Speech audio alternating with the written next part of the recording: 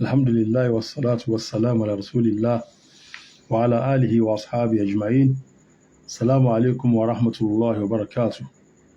وكي يلبو ملك ماليسي بيجوكو واسطاليوني في كل معاملات المالية.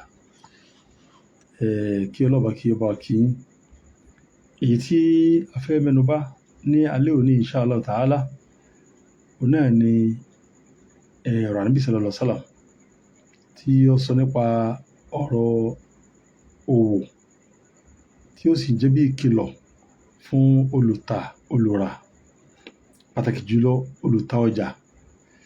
Ẹni tí ó gba bá àdìsí yìí nínú Sunan Abi Dawud àti àwọn mìíràn bá náà. Ẹni tó gba àdìsí náà wá ní Qais ibn Abi Gharza. Wọ́n sọ wípé كنا في عهد رسول الله صلى الله عليه وسلم نسمى السماسرة، فمر بنا رسول الله صلى الله عليه وسلم فسمانا باسم هو أحسن منه، فقال: يا معشر التجار إن البيع يحضره اللغو والحلف فشوبوه بالصدقة.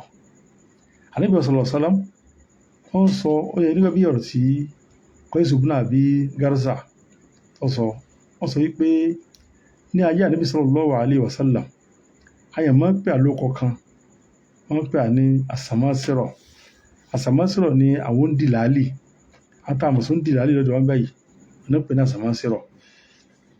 famara bina Rasulullah sallallahu alaihi wasallam bínú Ànábì sallallahu alaihi wasallam ó gba ọ̀nà ọ̀dọ̀ àwọn ọjà ńjọ́ kan fasamana bismihi wa ahsan min ó wá pa olóko tó dáa ju ondìláàlì lọ. Kí ló wá wí? Ó sọ wípé ya ma'ashara tujjar, ẹ̀yin olùtajà, ẹ̀yin àjọ ní ọlọ́jà, àbí òpè wọn ní onídìláàlì. Gẹ́gẹ́ bá ti mọ̀ pé nígbà yìí ondìláàlì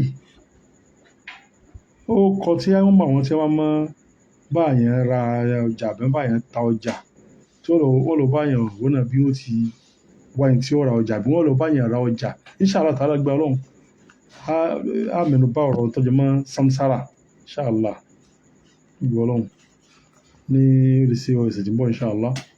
Kí ọdún méjì ìdájọ́ tí ń bẹ fún dìláàlì torí ọ̀pọ̀ dìláàlì tí ń bẹ lọ́dọ̀ wa ń bí ọ̀nà jìbìtì pọ̀ ń bẹ tí Islam ò sì fẹ́. Insha Allah mẹ́nu bá gba ọlọ́run bí ìdílé tààrà. Báyìí, Ànábì sallam kò pé àwọn ẹni yìí ní onídìláàlì. Kí ló pè wọ́n? Ó pè ní olùtajà, ẹ̀yin òǹṣòwò.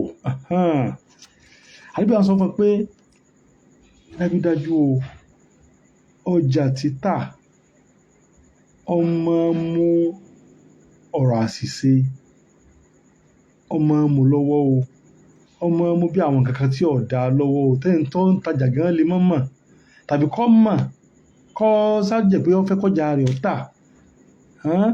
Kódà wal-half ọmọ mú bí ìbúra lọ́wọ́ bí wallahi ibi náà rí ra bẹ́ẹ̀, wallahi kíni tí wọ́n tí ò sì wọ́n, wallahi kíni rí ra bẹ́ẹ̀ bẹ́ẹ̀ sí ó sì ó lè rí ra bẹ́ẹ̀, wallahi bó ti ní mọ sọ́hun, wallahi mọ sàánú yín ewúsẹ́ yóò mọ sọ pé òun sàánú ẹ̀ bẹ́ẹ̀ sì kò sàánú ẹ̀. Ìbúra bẹ́ẹ̀ máa wọ́pọ̀ níbi àbáǹta ọjà. Ànábì sọ pé àtàwọn mistake kọ̀ọ̀kan tí máa ṣẹlẹ̀ ìbílẹ̀ pẹ̀lú pé ẹ wá gba aṣọ yín ní àsìkò báyìí tẹ́lẹ̀ ọmọ sọ fún ẹni tí ń báyàn lọ sọ pé ẹ wá gba aṣọ yín lásìkò báyìí, ẹni tí ń báyàn tó ń wọ́n mọ́tò ṣe é pé ẹ wá gbọ́ lásìkò báyìí ẹ bá mọ́tò yín bẹ̀ tẹ́lẹ̀ pé kì í sì ṣe bẹ́ẹ̀. Ìyẹn lọ bá yóò pé àwọn ẹlẹ́dẹ̀kọ̀ ẹni sùúrù bí ẹ fún mi ṣẹ́jú díẹ̀ sí bí ó ti rọrọ sí lásán tí ọ̀dà náà ló ṣe ó yapa àdéhùn náà sì ní nínú tí ọ̀dà náà téèyàn lẹ́sẹ̀ lórí ẹ̀ náà ni. Bákan náà orí àwọn máa pọ̀ fáwọn tí wọ́n máa jẹ́ bí òǹtajà tẹ́ pé wọ́n máa búra lórí irọ́ àbí kí wọ́n máa ṣe àwọn mistake pé nǹkan yìí bó ti rí ní tí ó sì rí bẹ́ẹ̀. Àbí wàá kọ́ wa lẹ́kọ̀ọ́ yìí pé wọ́n àtọ́jú jẹ́ pé nǹkan yìí máa pọ̀ fún yín kó máa jẹ́ pé yóò àjí pé yóò kó bá yín lọ́dọ̀ Allah subhanahu wa ta'ala. Wọ́n ní pé fashawwibuhu bis-sadaqa. Ẹ wọ́n náà kẹ́ ẹ máa fi sàárà máa ṣe sàárà àkọ́pọ̀.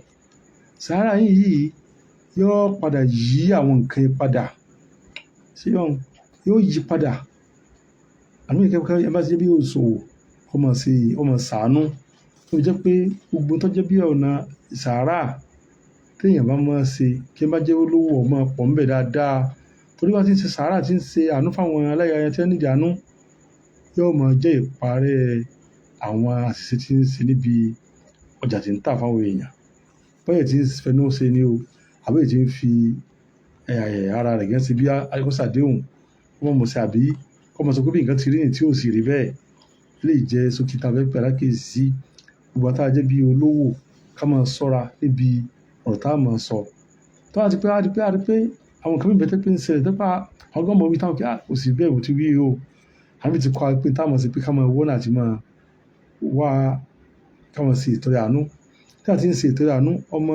ọmọ pa ìṣẹ́ rẹ̀ wọ́n bá kọ́ ṣe àánú nǹkan kan wá o Allahumma salli ala Muhammad wa sallim.